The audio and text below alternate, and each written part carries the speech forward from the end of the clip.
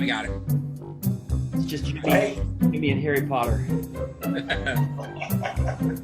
You just need the little Muggle thing on your head. Yeah, Muggle. Yeah. Well, hi, gang. It's Tony Brent with the Out of Control podcast. This is episode number 2. First episode, we did a little bio about each of us. Today, it's going to be me, Jimmy Rook, and Scott Humston.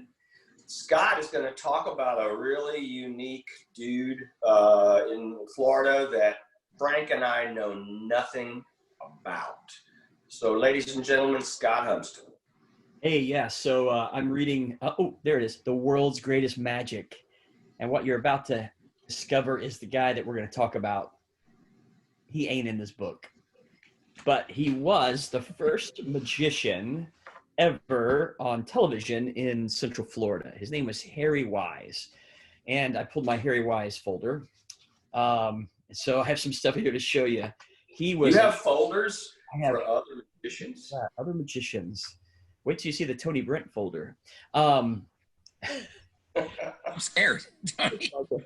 No, actually, so if you look, there's a popular book in your bookstore or on Amazon called Weird Florida. And Harry actually has a chapter in there. So Harry Wise, here's his membership card from the Florida Magicians Association, the Fame Ring, which is still here in Florida. They still meet every week, the Fame Ring.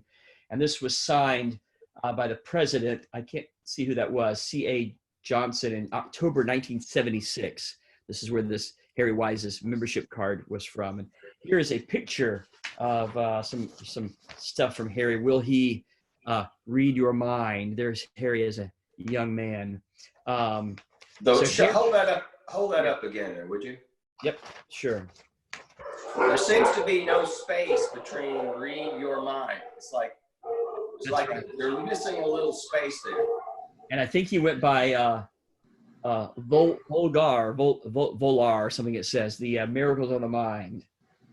So let me tell you how I met Harry just really quick. I was doing a show in Sanford, which is near Orlando. And this was close to 20 years ago. And it was an auditorium in Sanford, and somebody came up to me. I was backstage getting ready for the show, and they said, there's a magician out front, and he wants to meet you. Well, normally it's not a problem, but this particular show, the music I was using for the show, and this will tell you how long ago it was on tape. It was on a cassette tape. And I still use that. It's good. I left the master tape, the show tape that had everything on it. I left it at home here in Mount Dora. And I was panicking. I didn't know what to do. My wife was on the way with the tape that I had left at home. So I was really flustered. And so I was at the door just a moment. And so I didn't want to meet him before the show, okay? I was like, can you just tell him I'll meet afterwards? Because I was like, at that time had been doing this maybe 5 or 6 years full time, and I just wasn't a pro yet, and I may not still be, but anyhow, that's a different topic. Do you still use tape music? I'm using reel to reel now. We're upgraded. Okay, good. You upgraded. Much better. So anyhow, the curtains open for the show to start. There's 300 or 400 people in this auditorium, and immediately, my eyes go to Harry in the back. Like, I knew it was him. His hair is down to here. It's all white. He's got a big old white beard. He looks like Gandalf, but not as elegant. But I instantly knew that's got to be the magician dude. Like, that's got to be him, right? And he didn't look anything like that. So he came up to me afterwards, and we became friends. I would go see him at his house.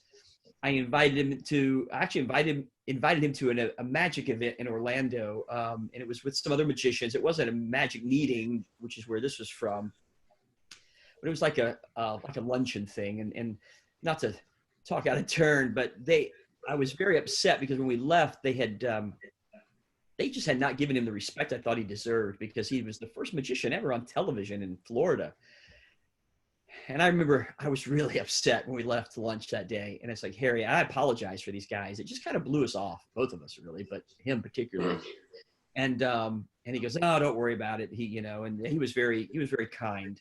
Well, he had split his time between Sanford and St. Augustine. He had a trailer in St. Augustine. He would just go up there for days at a time, fishing and just kind of hanging out. The little house in Sanford was a little house he grew up in. His mom and dad had that house. And I don't know a ton about his personal life, but enough to know his mom and dad really didn't want him to be a magician, as most of us have experienced in our life. Smart parents. Now I don't know about you guys, but I wanted to be a surgeon, but my mom was like, "No, you better be the magician in the family." I'm like, "Okay, anything to please mother." Scott, I wanted to be a cop, and my mom told me to be a magician. So. Well, we got the best of both worlds. So, anyhow, Harry ran off and joined the circus when he was like a teenager, not very old. Eventually ended up doing ghost shows, and the thing that he really wanted more than anything was to do ghost shows. So here's a thing from the Orlando Sentinel. This is 1959, December 4th. Frankenstein magician visits home in Sanford. So he would do these ghost shows. If you don't know what ghost shows are, look it up. It's like it was what they did between takes or between films when movies were just getting popular. Here's another picture of him from 1964. If you could see that, that's a great shot from him. Yeah. So he was quite eccentric, to put it mildly. He was very, very unique. Well, when he passed away, I hadn't talked to him, and he had terrible BO, by the way. It was tough to be around him sometimes. It was like, wow. And come to find out, later in his life, he had no running water or electricity in his house in Sanford. I don't know how long that had been going on, but probably quite a long time. So after he passed away, we went to a broken wand ceremony. And for you non-magicians, you muggles out there, a broken wand ceremony is just something that we do to recognize the art of magic that had been in a magician's life. And we break a magic wand, and it's a thing of kindness to do in a funeral situation. And so we had done that with a lot of other magicians in Central Florida had showed up to this. But long story, through a chain of interesting events, which I don't have them all in front of me, and I have to for my notes, but basically I ended up connecting with Sammy Smith, another magician here in Florida, and we got a call from Harry's granddaughter. I didn't even know he had a granddaughter, to come and help her clean out his house. So before I knew it, I'm in Sanford with Sammy over the course of about a month, cleaning out the house. Now, I got to tell you this story, especially for our magic enthusiasts out there, because we've been going to this house now, Sam and I, once or twice a week for about 4 weeks.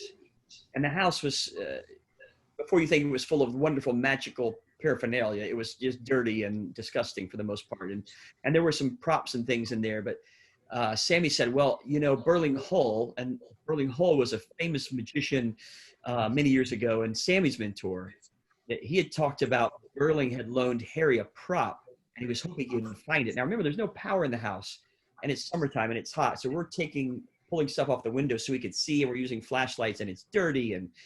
And our first excursion into the house, Sammy goes, I wonder if I could find that prop. And I am not lying. It's a fact in my handout. We walked in the house. We walked into what would be the magic room, and there was the prop Sammy was looking for. Picked it up and goes, well, I found it. I'm done. It was unbelievable, but it gets better. We're the last day that we're there. Sammy has all these letters in his collection from Harry Wise to Burling. Now, Burling lived in DeLand, but DeLand and Sanford aren't too far apart. But a long time ago in the 50s, and in 50s and 60s, they would write letters to each other, right? And so Sammy had all these letters from Harry to Burling, but he never had the Burling letters to Harry. And he goes, boy, I wish I could find those. And we had looked, by this time the house had been clean. We had been looking forever, and we had literally had the car packed up, Tony.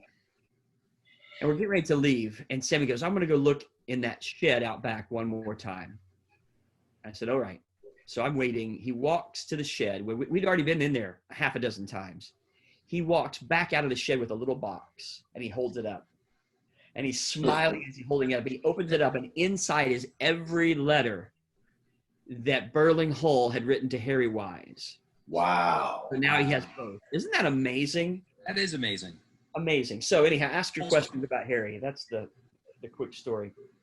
My first question is, when you said he was the first magician on television, did he have a show, or was he, what did he do on television in Central Florida?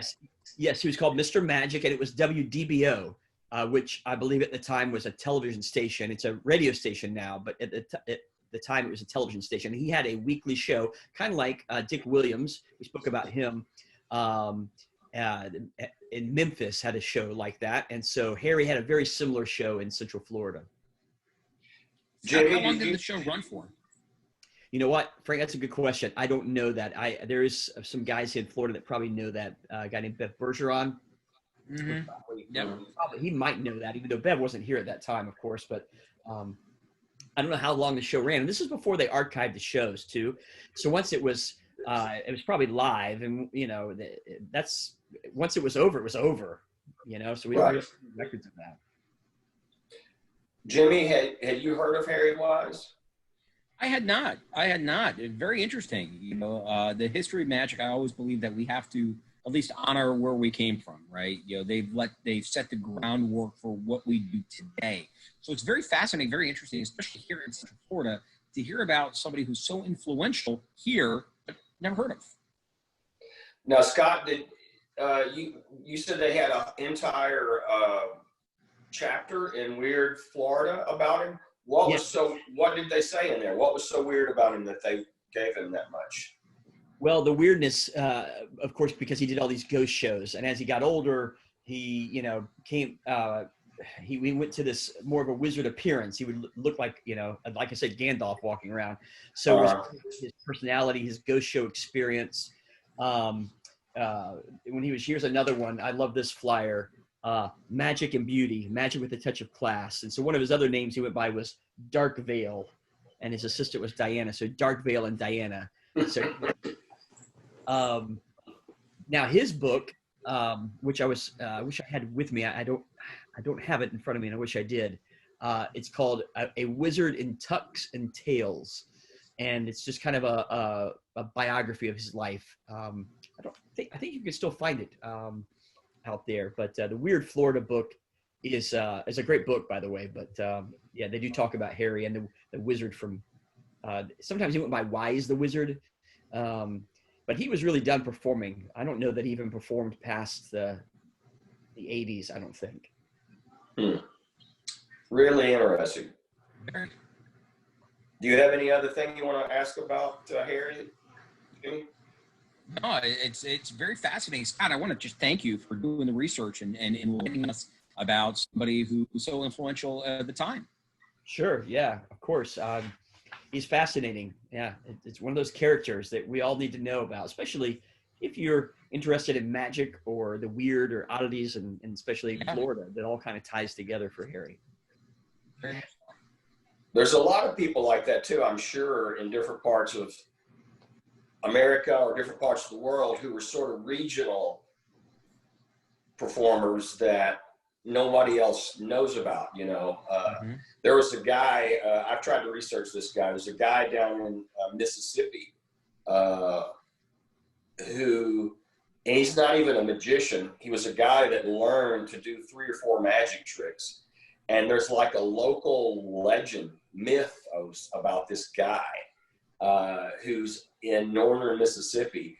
And he's doing really, really simple magic tricks. Like, remember the dice trick where the numbers change? Oh, yeah. When you flip it over? That was one of them. And a friend of mine who's not a magician, first turned me on to this guy. And he said, oh, there's this guy. And he goes in a bar and he picks it. And it's like really simple stuff. But the guy must present it incredibly well to have this whole myth going on about this guy. Yeah. And I've tried to find out more about him, and I haven't been able to. But yeah, there's probably other people like Harry Wise and Dick Williams and this guy who there's a little story about him. It's probably pretty interesting if you dig deep enough. I've got a story for you guys. I've done a little research. Tell you this real quick. I just found out, to answer Frank's question, the show ran from 1960 to 65, but and no good deed goes unpunished. Have you ever heard that phrase? Of course. I want you. This is from the Sanford Herald, and here's a visit with Mr. Magic, and this is 95. Okay, so I met him about the same time, but I love this. From 1960 to 1965, Wise was successful in maintaining it's supposed to say long-running magic show. It says low-running magic show. I'm going to make it big. This is my year. This is my year to make it big. Never mind. Low running.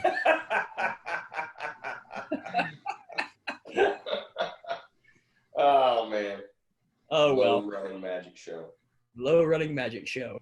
Well, here's a story for you. It's a story. It's a magic gone wrong segment.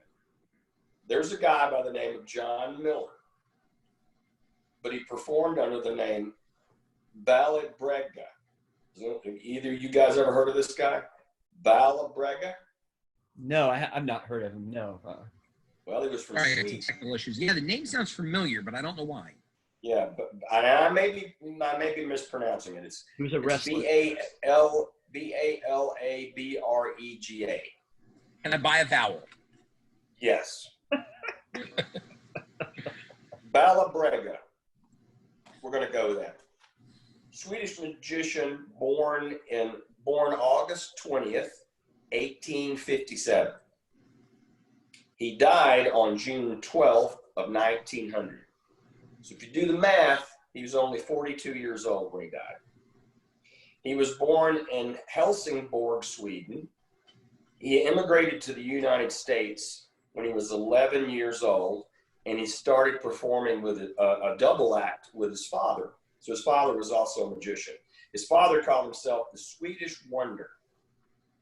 And as a team, it was called the Swedish Wonder and the Boy Magician. Like Batman and Robin. The Boy Magician. I want to be the Boy Magician. So Balabrega performed all over. He did mostly, from what the research I found, he did mostly illusions. He did bigger shows. He did theaters.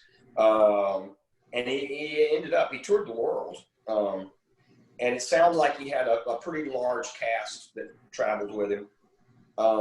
He became fascinated with this one particular illusion that involved 6 female assistants who were dressed as moths. And the routine was basically these 6 girls dressed up in moth costumes who would dance around the stage, and then they would appear to be consumed by flames. Now we got girls in moth costumes. Uh-oh. We got fire dancing on stage. You see where this is heading? What could go Ain't wrong? nothing Tony? good gonna come of this.